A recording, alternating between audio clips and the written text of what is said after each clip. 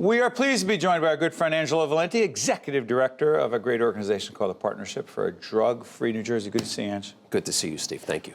I'd say about 7 or 8 years we've been having conversations, if not longer, about this. Opioid crisis. How much better off are we than we were just, say, 2 years ago in terms of public awareness? I think we've made great strides in New Jersey and throughout the country on the opiate epidemic.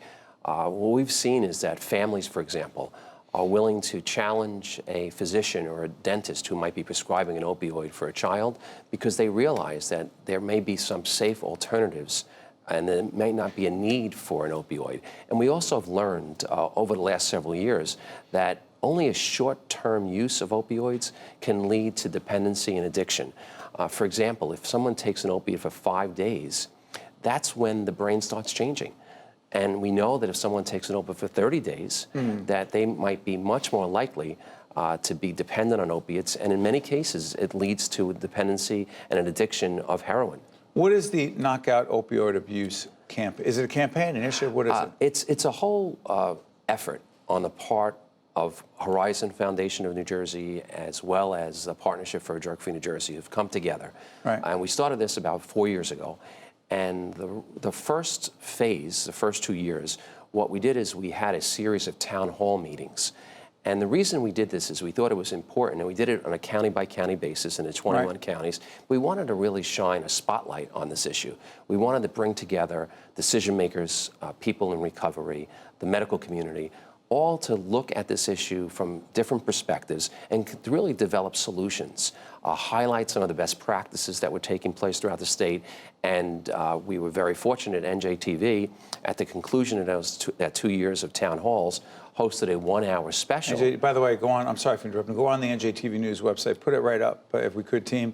Go on that website. It is a 1-hour special that is not to be missed. It was incredibly powerful. It still is. Watch it now. Go ahead. I'm sorry. So as we concluded that first phase, what was decided on the part of Horizon Blue Cross Blue Shield and the partnership was that we had to continue, and we had to dig a little deeper. So over the next 2 years, which includes this year and next year, what we're doing is we're identifying one community within each one of the 21 counties and looking at how a community is responding, how a local town might be responding, how, for example, the community of Rutgers sports might respond to this. By the way, we will be soon airing a program on, I believe it's on our sister program, One-on-One, with Pat Hobbs, who's the athletic director at Rutgers.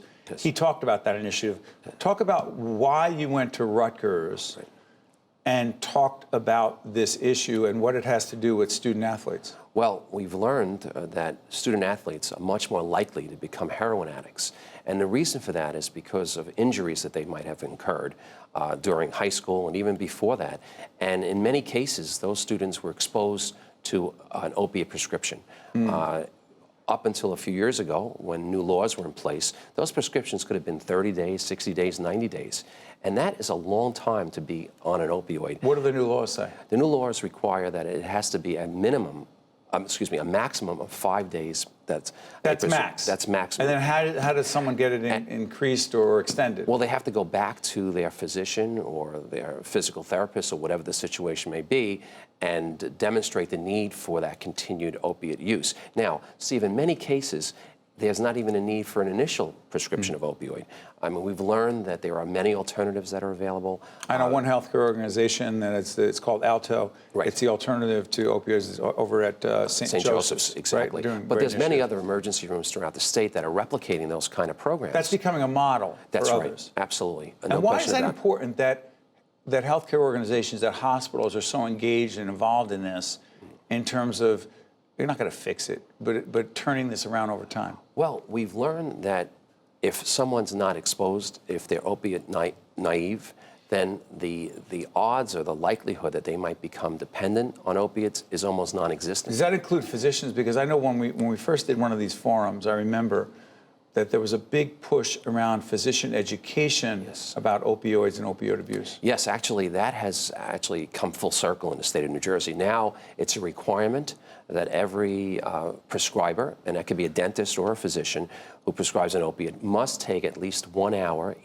every 2 years of a course, continuing medical education course on safe prescribing of opiates. And part of our second phase, round 2 of Knockout Opiate Abuse, is the development of a webinar that we've created along with Horizon to provide this 1 hour of education on safe prescribing. And that education not only focuses on safe prescribing, but also more importantly about communicating, having conversations with patients or families of patients under the age of 18, which is another requirement in New Jersey. New Jersey was the first state in the nation to institute a law that required that prior to prescribing an opioid, that there has to be a conversation between the patient and the doctor or the dentist. That law... But if that patient's 15, then it what would be about their parents? families, exactly, of patients under the age of 18 would be a parent or guardian that would have that conversation along with the patient and the physician. Real quick, Angelo, a few seconds left. Advice for parents? Well, first and foremost, we would ask everyone to become aware that there's tremendous links between prescribed opioids and dependency on those opioids, and in many cases, it leads to heroin abuse. So there's a strong link between those two.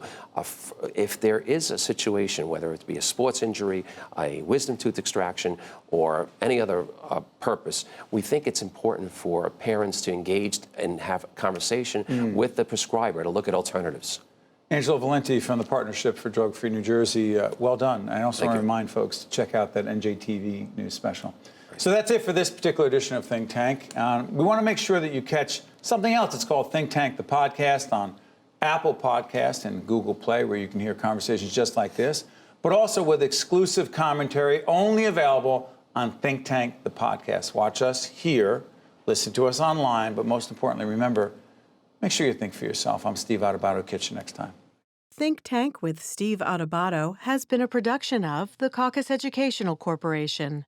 Funding has been provided by Horizon Blue Cross Blue Shield of New Jersey, NJIT, the Northward Center, New Jersey Resources, the New Jersey Education Association, Fedway Associates, and by MD Advantage Insurance Company of New Jersey. Promotional support provided by Commerce and Industry Association of New Jersey, and by New Jersey Family Magazine and NJFamily.com.